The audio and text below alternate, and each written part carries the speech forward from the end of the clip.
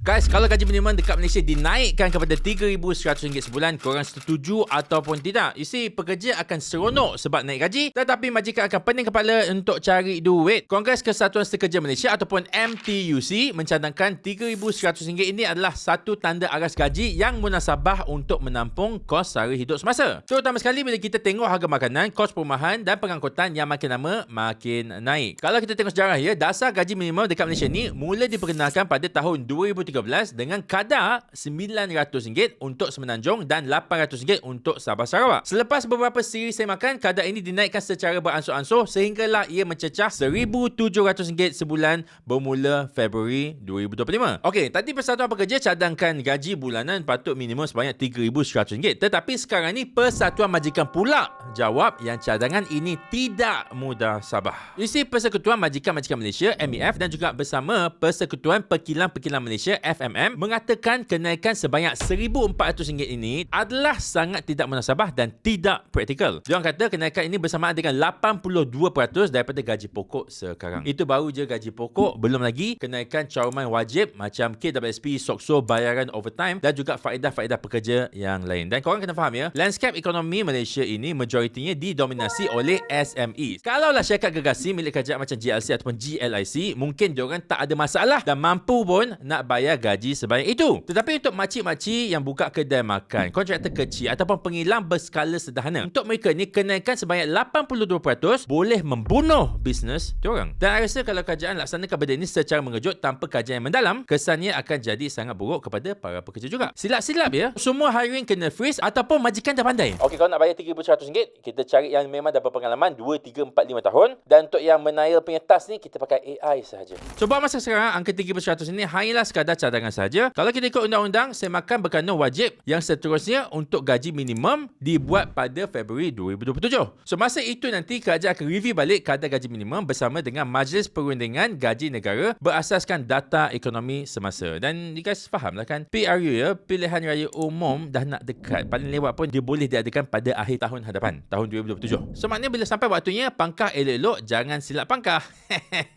So, korang rasa berapakah sepatutnya gaji minimum sekarang? Adakah RM3,100 ni adalah satu angka yang munasabah ataupun patut dinaikkan sedikit dahululah? Maybe RM1,700 jadi RM2,000, lepas tu jadi RM2,300. Apakah korang punya pendapat? I nak dengar. Adakah majikan setuju atau tak setuju? Atau adakah korang pekerja atau bakal pekerja? Tak takut ke? Cuba korang komen kat bawah. I nak tengok apa pendapat korang.